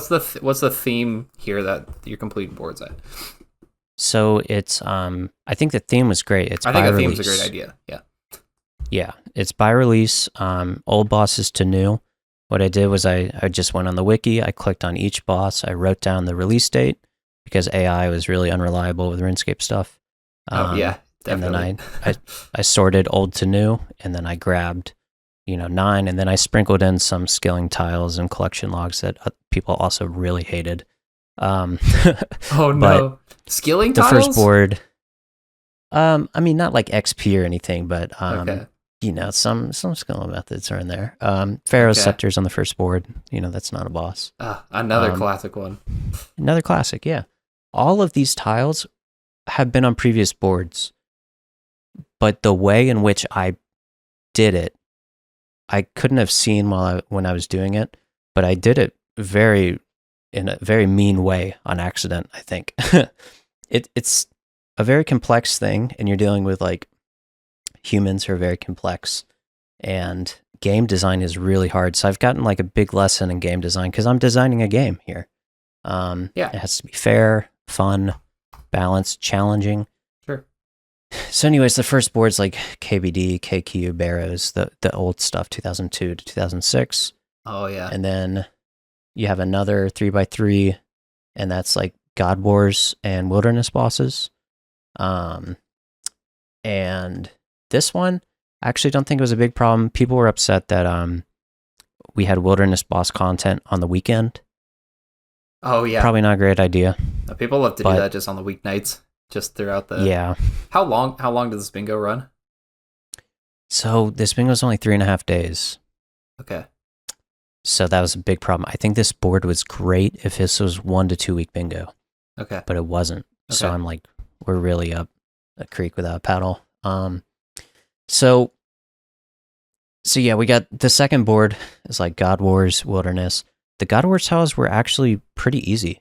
I mean, maybe, no spoilers or anything. I'll try to keep it cool, but it's get a Bandos, chestplate, tacit, or boot. get an Arma helmet, chest plate, or chain skirt. Yeah. You pick one, you get it. Good to go. And there was BA on here. So you had to get a... You're forcing people to do BA? No. I did force the team BA. I drunkenly did the defender role, and the runners were gulping the wrong food, and it was actually a lot of fun. But again, I'm probably saying too much for keeping things confidential, but I don't think that was like a huge problem. Some team probably didn't like it, but people didn't like the wilderness thing. I can see that. But I think they were not that difficult tiles. So it wasn't like a big pain point, but people were not happy. And then you got to the third 3x3. And this one had the Holy Elixir on it from Corp, which is a 1 in 170-ish. Okay. The problem is it's a specific item. Yeah. And I started to do that a lot on these tiles, very specific item, which is usual for bingos, but I think it messes with the RNG because it's just a lot easier to get any unique. Naturally, if you do the math, I'm stating the obvious, but there's something weird about getting a specific item where it causes a lot of frustration and anger. We'll talk about this later, but someone was getting sigils and they're still stuck at Corp. And they got all these sigils, multiple sigils. Yeah. Holy moly. And I did Corp for 5 hours. Do you know what the Iron Man kills per hour are for Corp? For me, with my gear? For you, it's probably like 5 or 6. 5, yeah. Yeah. It's 5. And that was me like Corp. Not going to the bathroom and stuff, just like sitting there, doing the chicken method. Yeah. And 5 hours, 25 kills out of 170. It's rough. Our team size wasn't big enough. That was another mistake. How many people are on a team? We're 14. A few teams had 13. So it probably should have been like 20. And then there's just specifics like smoldering stone. Like imagine getting all the stones but smoldering. There's like a lot of frustration. Okay. But if you notice something, I mentioned 3 boards. There's no group content besides Wilderness Bosses and God Wars. Hey, Corp. And Corp's group content, yeah. That's true. There is some group content. Dude, but the first night... I will say, Corp is great bingo content because you just roll up with the homies, you put on a movie or something like that, and y'all just chill out, and y'all just stand there, and they're all 7 of you just hitting Corp, getting fast kills, just watching a movie. I will say that's a pretty fun time during bingo normally for me. And the excitement's insane. Imagine ripping a sigil. Yeah. Or a pet or anything is crazy. Yeah. And it's another thing. I always try to put things on bingo that you wouldn't usually do, and Corp to me feels like one of them. And again, Corp's a good tile, but when you have to do it, it's different versus when it's just on a board. Some teams will do it, some will skip it entirely. So all 3 of those tiles, all 3 of those boards, and you still have 2 much bigger boards left. And so there's 5. There's 5 boards total. There's 5 boards. Yeah. And you have to complete one to move to the next one. In my mind, everyone but like one team was going to get to the final board, and then the final board, I wanted you to really strategize, pick a row, column, diagonal to go for. Because I don't like when people black boards out. My team did it last time. We won. We got Omega lucky. We shouldn't have won, but we got really lucky. But there's another team, I think it was Heartless's, an hour or 2 behind us that just couldn't, well, not an hour or 2. They couldn't quite black it out, but they were so close. Mm-hmm. And that was my goal. Like the winning team would have a couple diagonals, couple columns, and then second place would have like 1 column, 1 row. And then the other teams wouldn't be able to finish a column, but they'd have whatever. I don't know if any teams or many are even going to get to the final board. Oh no. Yeah. Oh no. That's so bad. That was like my one thing I didn't want. I was like, this will be a fail if no one gets to the final board. Because that's terrible design. The other thing is that I think people look at a board and they're used to being on a winning team that blacked it out, and they see it as a mountain they have to climb, or they will climb. Yeah. And I don't disagree with them, but I don't think it has to be that way. Like, a board could be uncompletable, quote unquote, but you have to strategically think about which, area you want to go for. So yeah, this is just copium. But thankfully, most teams, once you complete the first 3x3s, the boards, yeah, you do unlock Chambers and Tob. And I think the morale of the clan improved greatly because they could just go for the raids. Group content. Yeah. And that's fun. But before you even unlock the final one, I have you're going to hate this. I've got aerial fishing on there. I got the golden tench. Oh, you did not. Which put again golden was tench on there. It's been on plenty of boards, but you never had to do it. My guy. I've Even gotten after 2 they're golden doing tenches. the aerial fishing rework. I know, yeah. Send them over there. Make them do it. So it's got Obor and it's got Brio because it again is by release, and this is 2016 to 2021. It's also got Zalcano unique on there. So I don't know if any teams or more than one is going to get to the final board. It's really challenging. The weird thing for me is the last board that my team blacked out was 512 EHB. Okay. The current board is 570. So that's a lot of EHB. For the whole thing? For the whole thing, every single tile. And you're not really supposed to complete it. I didn't want people to complete it. I wanted it to be challenged because whatever. Big mistake. But that's 60 or 70 EHB variants. But when you look at the percentage, it's less than 10% increase. Or no, it's a little more than 10%. But it's not that big. So I was thinking, it should be fine. It's not that bad. It's just another 50 efficient hours. Now that I think last bingo, when we did black it out, we had 1 extra day, which is percentage-wise a lot, from 3.5 to 4.5 days. Mm-hmm. And then we got Omega Lucky, which really throws off the EHB. And yeah, everyone's pissed, making memes. I went through the ringer. I had people who won't be named messaging me, my team hates you. I got a lot of FUs in clan chat, and they were joking, but there was also that level of, I'm also serious. I'm an adult. I took off vacation for this. I paid you 20 mil to play. I looked forward to this for weeks, and you gave me this. I'm doing Barrows, I'm doing Corp, and I'm doing Wilderness on the weekend. So I feel a lot better today, but yesterday I was really in the ringer, man, because I'm just accepting the fact that this beautiful, movie I created, it's not received by the audience at all. And I'm also playing it, and I realize the flaws. And it's an objective failure when people don't get to the final board. There's no way around that. That's just really bad design.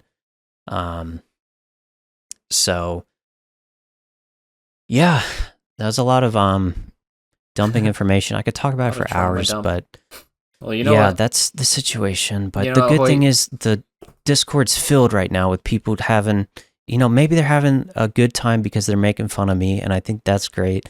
Have some beers, make the memes. I know they don't mean it personally, but what sucks for me is I objectively lost a bit of faith and trust in the community, rightfully so. And I have to earn that back. So the next bingo will be, I might not be in charge of it after this, but rest assured, we will learn from this. And I want to make a committee of, I probably shouldn't put this out there publicly without talking to the other people, but I want to make a committee of people who like want to break the board, because another big topic is You want to break the these board? Yeah, like What do you mean by that? here's my idea, here's my board, break it. Like tell me why this is bad. Oh, gotcha. As opposed to, what's your ideas? How can we incorporate your ideas onto the board? Because the unfortunate, the quiet part out loud is that these are a ton of work. We're all unpaid volunteers. Yeah. I just want to have fun and play the game. I would love to not, I love being a captain, but it would be cool to just not have to be and not have to make the board and it's a lot of work. And then to do all that and then come face to face with the fact that you screwed it up. You meant well, but it just was a bad board. It's a lot. It comes with the territory, but that's where I've been at. Yeah, man. Well, first off, don't let the haters cloud your vision, dude. I think that this is still a great idea, and like you said, what's the most important part of bingo, right? Well, for winning, no, it's not. It's about meeting people, making new friends, doing stuff, like having fun together. And maybe this is like a way for people to trauma bond. They've been through this all together now. Yeah. They've been through the rough times. They've been through the best of times and the worst times. Hopefully, they met some new people, got to raid a couple times. Hopefully, they made it to that point that they get to raid, and then get to meet new people. I think they did. And just I'm sure there's still, all the memes and stuff. I'm sure there's a lot of memories being made with bingo. There's always like the bright spots of them in the bingo too. And so, oh yeah, I mean, good on you, man, to like own it and like realize, but also like, don't let people like drag you down too. Like they could also go and make a bingo. Like this is not an easy thing to do. So they could also go and make their own bingo if they want to put the time and the effort into it too. So yeah, and it's like, out of the 100 players we had for this bingo, I would say 60 of them are good friends. So for them, when you're friends with someone, you can make jokes to them that you wouldn't make to a stranger. You can be mean to them because you're friends. Right. It comes from a place of love and teasing more so, I would guess.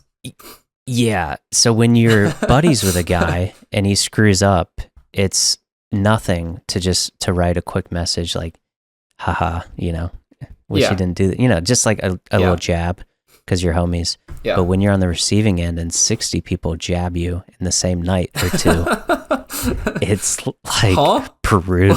What? You were on the one. Hold up. 60 people. Pause. What? Pause. We had 60 people. Doing that. It was a lot. So thank you to my team who consoled me. They're like, no, it's a good board. I'm like, I know it's not. Don't lie to me, but thank you. But yeah, it's certainly memorable. It's don't take it. It's bound to happen. Yeah, and don't take it personally because it's not like you didn't mean like ill on anybody, and it's not a personal attack on you. So no, yeah, everyone and I was venting to my fiance about this because she knows bingo because I have to ask for forgiveness while I act like a degen for 4 days.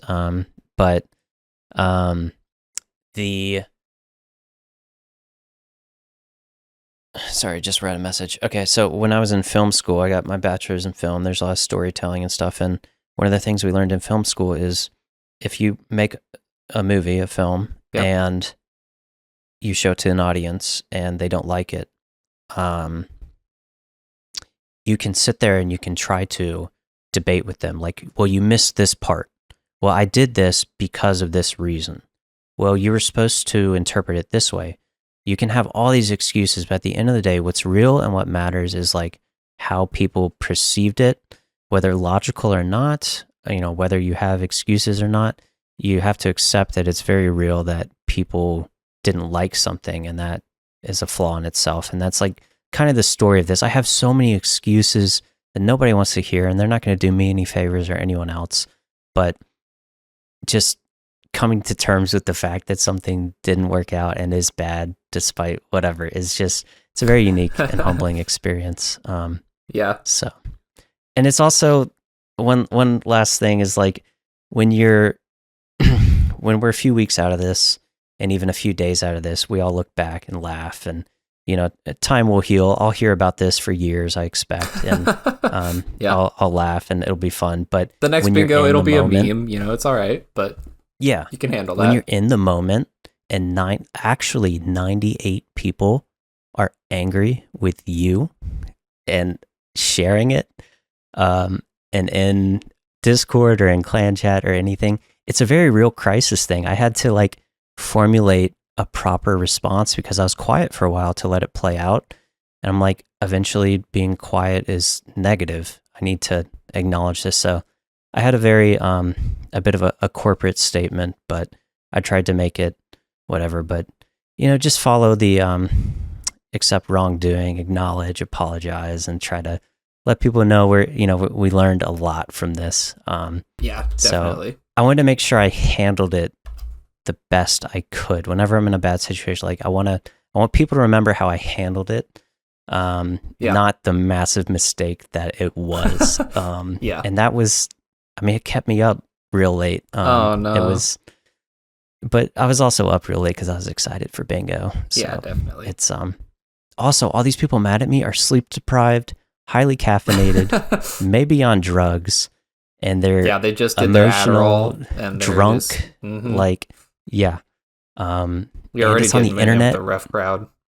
There's a level of anonymity where people are a little more bold. So it's no one sent me anything awful, don't worry, but it was just like I could feel the pressure. But when you put yourself in the spotlight and you lead something like this is like there's pros and cons to that. It's really rewarding. We also have to deal with this thing that a lot of people won't have to deal with in their life, is having 100 people mad at them for an event. Yeah. So this is Hoyt's villain arc starting now. Yeah.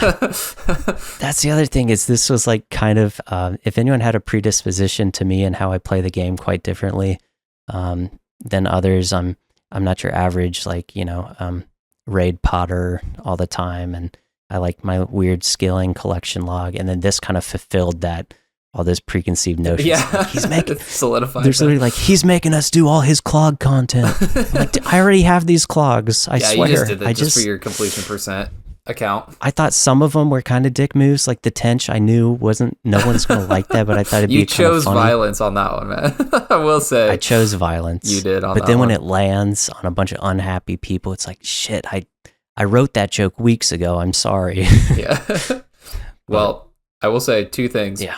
The first one is that board with 14 people is 40 EHB per person. So I did the math, is 12 EHB a day per person, which is dude, I don't know how. but that's 12 EHB assuming you go on rate for every drop.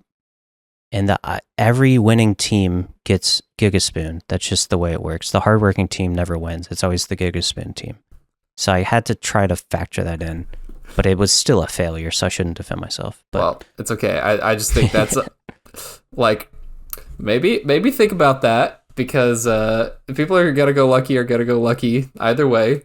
But that feels like a lot to me to put in a whole work week over 3.5 days. But some people do.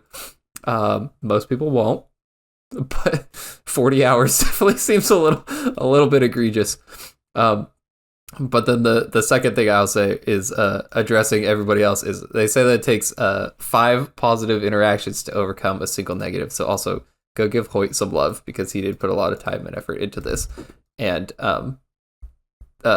we know that it's don't lie to me and say the board was good. Yeah, that's not what he wants to hear right now. It's not helping. So what I would ask instead is, if you have it in your heart, try to defend me a little bit if somebody behind closed doors is really, really ragging me. Yeah. That's all I would like. Yeah, you know Hoyt. He's got good intentions. So I take the L on this gracefully, though, the fat L. But also, I think that says a lot about you for accepting it and not trying to, like, you know, spruce it up of like, no, this is great. This is like, everything's fine. Like, you guys are just all being babies, but like recognizing when maybe it didn't go the way that you wanted it to. And I think that says a lot about you as a person. So I think that says, that says more. I think that says more about you than your unwillingness to make an easy bingo board. So you guys just aren't up for the challenge, apparently. That first night, I went through like all the stages because there's a couple hours of real denial. I'm like, nah, like somebody's gonna start popping off, and then every hour that passed, it was setting in. Like, this is kind of a disaster. But another last tangent. I know it's late. Is just that when you do an event like this, all the things you do right are just assumed to be a part of an event. Like, that's just how it's supposed to go. And people don't, I'm not talking about people not appreciating it. I'm just saying people don't ever think about that. So all the parts that did go well, like the board itself being made and all the points. Oh, I didn't even talk about the points, Poplo. There's one really bad thing. Oh, we don't have to get into it if you don't want to, but... No, I do. Okay. So remember, if I told you the goal was for everyone to get to the final board. Yeah. So what I did was all the tiles leading up to the final board were worth 1 point. Okay. That's really bad. Because and then the final board, each tile is worth multiple points. So yeah, on the final board they're like worth anywhere from 2 to 10 points. Okay. So if nobody makes it to the final board, then people have to decide if they want to get 1 point doing a 30 EHB tile or a 3 EHB tile. So they've just completely given up. They're just like, I'm just going to do whatever because it doesn't matter. It's like, would you like to go kill deranged archaeologists or get 3 purples from Chambers? Oh, and those are weighted the same. They're both worth the same thing. Oh, no. Yeah. Really bad. No. Oh, but in my head, it worked because it's like, oh, those tiles are inconsequential. You're supposed to get to the final board. So they're really just like signifiers of how many tiles you've done. Yeah, just like you'll get them on the way. But yeah, big mistake there. So, well, like I said, good on you for recognizing and learning from this. That just means the next bingo is just going to be like that much better. Like, you already know what works and what doesn't, dude. So this is going to be even that much better just going forward. Yeah. Super exciting. Yep. We'll see. We got 6 months to figure that out. So if we let Hoyt on the committee again. So Right. No. All right, that's it. All right. Do you feel a little better getting that off your chest? Yeah. There you go. I just wanted people to hear it from me, but definitely. Yeah, I think. Well, I'm sorry I don't have any. In a couple big, weeks, it'll be funny. Yeah, it will. It's still funny. I don't have any big groundbreaking therapy comments, unfortunately, so I won't charge you for this session. So I appreciate it. Yeah, I'm just someone to talk to. So, all right, yeah, man. Okay. All right, well, that's it for the chess room. Yeah, should we move into real quick clan shout outs and Patreon questions? Yeah, there's a ton because we pre-recorded, so it's like almost 2 weeks. So I can just rapid fire and then I'll pause if I think they need extra love. Okay. So yeah, send them. This one will need extra love. Yeah. Mandrew, who I convinced to play bingo. I begged him to play bingo because he was like, oh, he's so humble. He's like, I don't know. Like, I don't split because I'm an iron and I don't know if it's worth me playing if people don't get splits. I'm like, please play. This is the guy who got all pets in leagues. He was like a top page for all sorts of random shit in leagues. But it's got 200 mil farming and 1500 KC Hespori. That's crazy. Then he was the first overall pick of bingo. Dang. Out of nowhere. He wasn't even going to play. First overall pick. That's insane. I mean, that doesn't surprise me. He's an absolute and beast. Number 1 EHB right now from last time I checked. So he's just, that's a good pick. Yeah, that is. All right, Rune got their quest cape. Jupiter Jugs got his Infernal cape. Nice. Big, that's big. Known Jupiter for many, many years. Big GZ. Very inspiring. Jim Crabster got his Avernic Treads. He said he went dry. The Doom high scores are weird. Yeah. Like it said, I looked him up and it said he had like 75 KC. It's but does that mean deep? Like I don't know what's going on with them. I don't know. I think that's either wave 8s or that's like claims. I don't know how it works. It's weird. Oh, yeah. They gotta do something about that. You'd have to see. Just the only way to actually know. Collection log says. Yeah, the only way to actually know is either like a collection log or the board that shows how many waves, how many times you've completed each wave. Yeah. Got a Thunder, got the Baron pet at 578. Do you have that one? Thunder, yes I do. Nice. That's a very highly sought after pet, so Very big cute. GZ to Thunder. Flying Hyenas finished his 2 synapses at a whopping 143 KC. You love to see that. Nice. Spoon.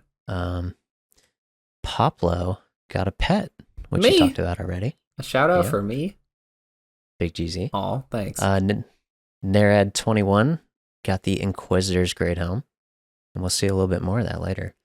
F5 Tricks got the Ancestral Bottoms. Slender got Zerite Vams. Wadpinger got his Inquisitor's Great Helm and completed Nightmare, except the jar, at 3418 Fasanis. 375 regular. Oh my Huge GZ. gosh, 3,400 Fasanis? Yeah. Dude.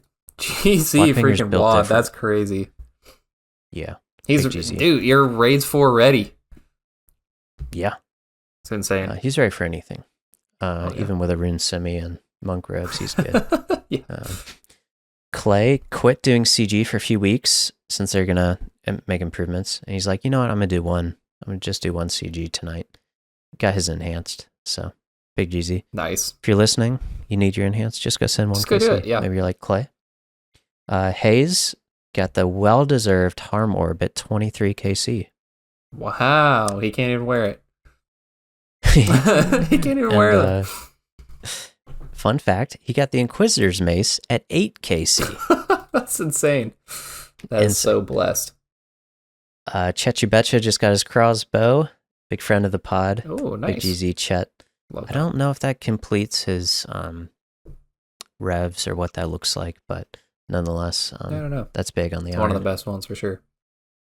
Yeah, and the biggest of all, during bingo, Slender, who I said got the Zerite Vams, Slender again. and got like a handful of scythes and scythe splits. He's just been on a roll. Yeah. He got, this is insane. I don't know if you saw this.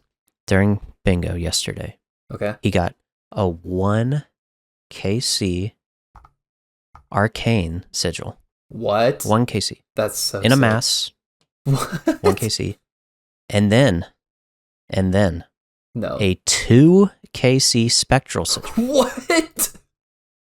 1 and 2 KC. No both sigils. way. Oh in a mass. My gosh. Actually insane. That's Someone crazy. Said the odds of getting those 2 specific items back to back are like 1 in 200 million or whatever. Oh my gosh. Please tell me you took a screenshot of the log at 2KC with the sigils in there. He just posted the game chat, but surely I hope. Dude, that will do years on Reddit. That is insane. Yeah. Insane. And the last clan shout out is what we said earlier. We got 100K plays on Spotify. So if you're listening to Spotify, thank you very much. That's a big, big goal.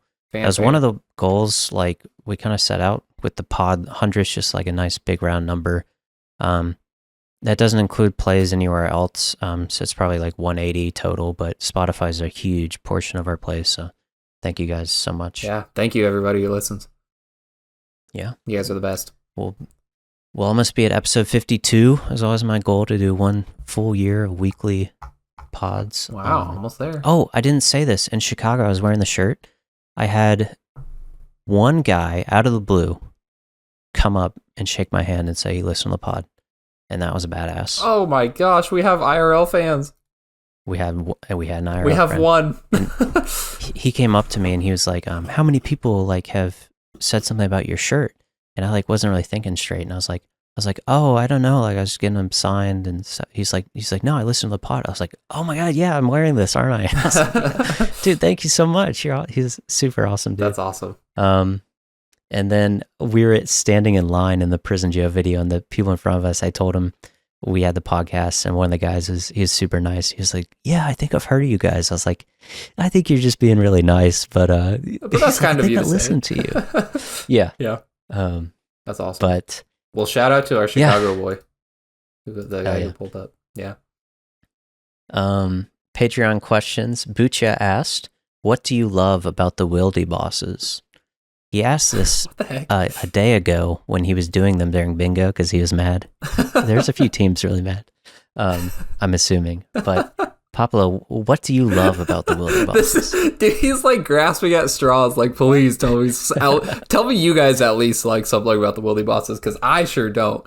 I'm like, dude, what do you mean? What do you mean? What do you love about the wildy bosses? I don't like them. What? No one likes the wilderness in general. There's nothing to like about the wilderness. I like that when you do the demi bosses, you can telly out immediately if there's a PKer. That's what I like about it. Yeah, because you could leave. I like the idea. 30. I like the idea of the wildy bosses. I will say Vedion's one of my favorite boss fights of all time. I love it. I don't like that it's on the wilderness, but I love the actual fight. The step away is really satisfying. And then you kill the hellhounds, whatever. But I like the idea of wilderness bosses more than the practice of killing them. But they're unique, they're dynamic, but yeah, they're rough. I don't like Artio, I'll tell you that much. Callisto. I will say the fights are actually pretty not bad. Like the mechanics are actually decent bosses. It's just the fact that they're in the wilderness just makes it like never want to do it. CVA. Yeah. So thank you for the question, Bucha. I'm sorry I put you through that. See, I'm just getting hate from everywhere. I can't even escape it here, Poplo. Oh, man. You did that to yourself on that one. Yeah, I deserve that one, yeah. And speaking of Patreon, thank you guys so much to our in-game members, Forget It, Showman, Trolly D, Afru Brews, Herdy, Julia W, and Bucha, of course. Thank you guys. Yeah, thank you so much.